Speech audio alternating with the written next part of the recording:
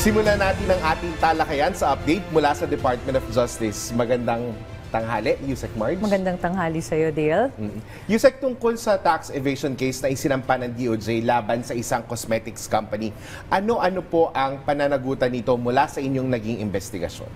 Hasik Dale, patong-patong na kasong kriminal ang isinampa ng DOJ laban sa isang cosmetics company dahil sa hindi paghahain ng wastong tax returns. Nasa 4 na kaso ng tax evasion ang isinampa ng DOJ sa Quezon City Metropolitan Trial Court Branch 33 laban sa nasabing kumpanya kasama ang mga opisyal nito.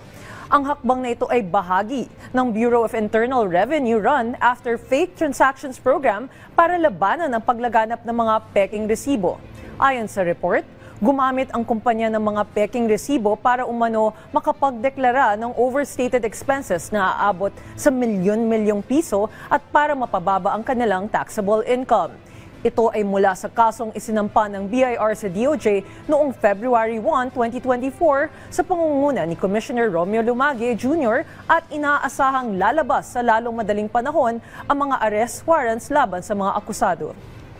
Yusek, sa ibang usapin, ano naman po yung detalye sa joint operation ng NBI at DOJ sa paghuli sa isang abogadong may patong-patong na kaso? Asik Dale, naaresto ang isang pedophile lawyer sa Zamboanga City sa joint operation ng Department of Justice Office of Cybercrime at National Bureau of Investigation. Kinilala ang suspect na si Michael P. Molina na maliban sa isang abogado ay isa ring certified public accountant at aktibong real estate agent. Nabisto ang modus ni Molina sa isang cyber surveillance and intelligence operations kung saan na-rescue mula sa kanya ang 3 menor de edad. May nakumpiska rin mga gadgets na ginamit sa krimen na nagpakitang year 2002 ay nangongolekta na ito ng pornographic materials at kabataan ang kanyang binibiktima.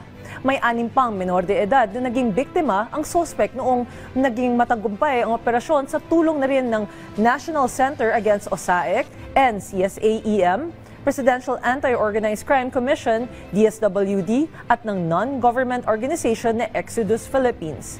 Ngayon ay nasa kustodiya na ng DSWD ang mga batang nasagip habang sasampahan naman ng suspect ng mga kaso. Maraming salamat, Yusek Marge, sa updates mula sa Department of Justice.